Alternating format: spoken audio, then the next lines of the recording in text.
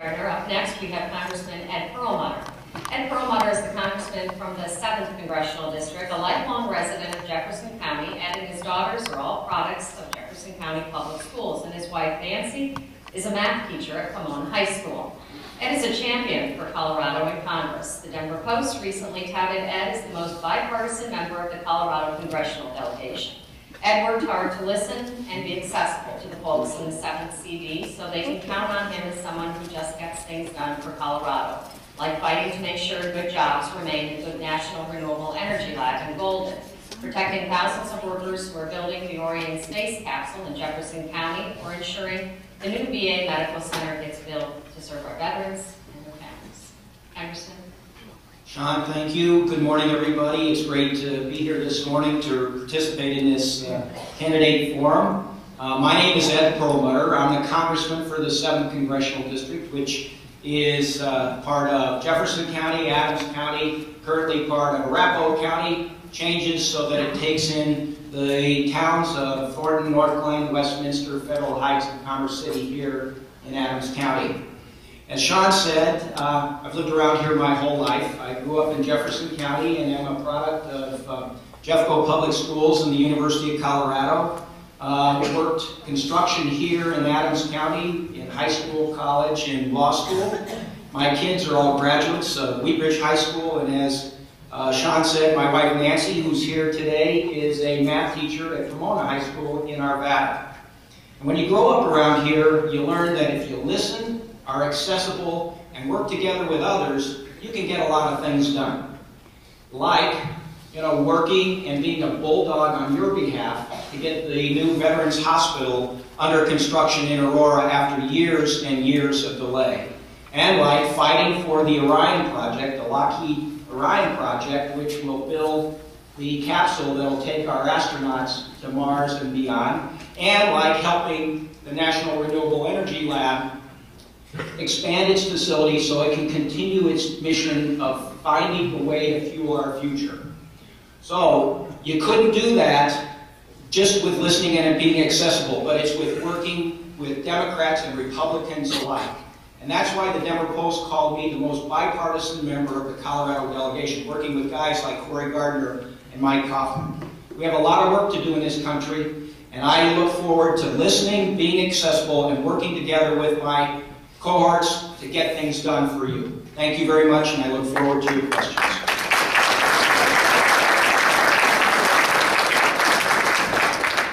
Thank you, Congressman Perlmutter.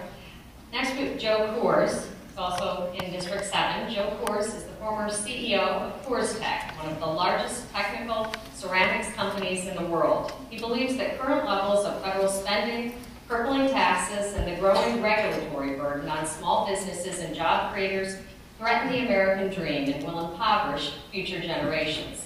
Joe is a proven job creator, and as a former manufacturing executive, he helped create thousands of private sector jobs for Coloradans. He is an active community leader, and he and his wife Gail just celebrated their 50th wedding anniversary. Congratulations. They have 4 children and 8 grandchildren. Mr. Coors? Thank you very much. Appreciate this opportunity to tell my case in front of this great audience. I am running because I'm really afraid that the American dream is being snuffed out by bad practices and policies in Washington, D.C. And it's not so much that I fear for me or for some of the more mature adults here. It's our kids and our grandkids and even their grandkids that we need to go back to Washington, D.C. and fight the onslaught of more federal regulation and interference in our lives.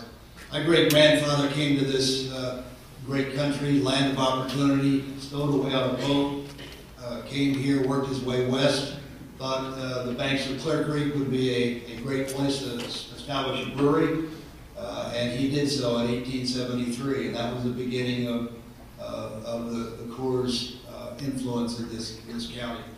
My career was at Coors Tech, now the world's largest technical ceramics manufacturer, and during that period of time in my career, I learned how to work with all kinds of people from various walks of life, being able to sit across the table, talking to the folks about various ideas, and so I'm willing to work across the table and sharing ideas, and even over a Coors Cold Light beer if the occasion presented itself.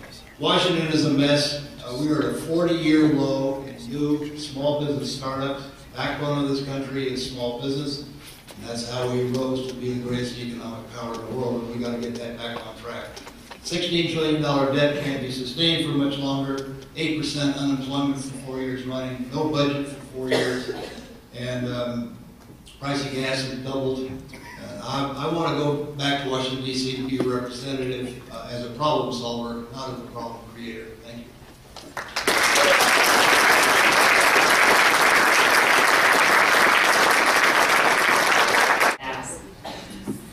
Let's begin the debate. We're going to start with Congressman Perlmutter.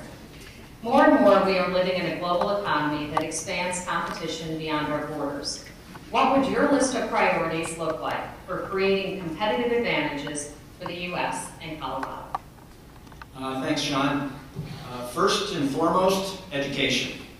And since we're here at Adams 12, I think this is a perfect place for this question. For us to be globally competitive, we have to have the best education system, K through 12, community college, and our institutions of higher learning. That's human capital. That's our best investment. Two young ladies from Northland High School came up and they were questioning me about high school and education. And I said to them, if we invest in them, that's at least a 50 or 60-year investment for our nation. That's how we will be competitive. That's how we've been competitive in the past. And that's the most important thing we can do. Then we need to make sure that our infrastructure, roads, bridges, electrical grid, broadband, those kinds of things are as good as they can possibly be so that we can compete with moving goods and services across the globe. Now, I would certainly support doing things like building our manufacturing base by pursuing the energy tax credit, the production energy tax credit. That's helped us in this area build the wind energy systems that we have. And I've been working with Corey Gardner and others to get that done. That's what I would do. Now, is that one, how much time do I have there?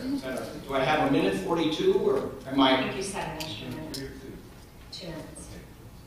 So I have 30 seconds? Yes. Okay, thank you. Well, I keep going then.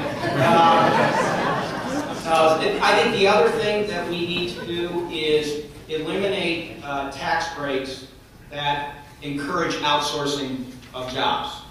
That is something that I think would enhance our revenue to the nation, as well as encourage us to build things here in America. If we make it in America, we will make it in America. And, you know, my opponent and I have very different feelings about that because his company has outsourced jobs, and I don't think that's right for this country. Thank you very much. All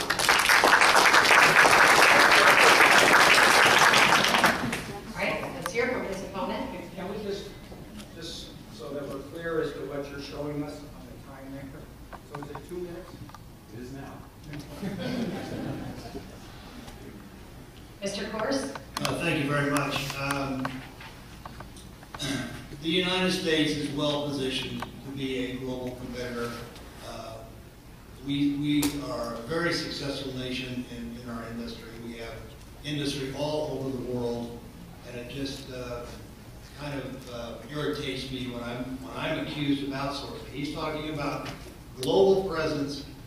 Coors Tech has global presence. We did not outsource any American jobs. I don't know where that comes from. I guess he thinks that, McDonald's outsources. We don't have a McDonald's place in France, and it wasn't made in the United States. I don't quite get the correlation. I will concur, however, that education is key. We are seeing our educational system being attacked on all fronts by smarter systems outside the United States, making it harder for us to deal with. But industry in the United States is really well positioned to compete globally. You know, sometimes you just have to go to a country, like we did in Korea, in order to do business in Korea. You can't make those products in the United States and expect to export them. Coors Tech, however, I will say, is a net exporter of product. Have been for many years. We are additive. All the things that we do internationally and globally are additive to the base business we have here in Golden, Colorado, and the United States, base businesses. So we stand by our belief that we are well positioned to compete in the marketplace with our current resources.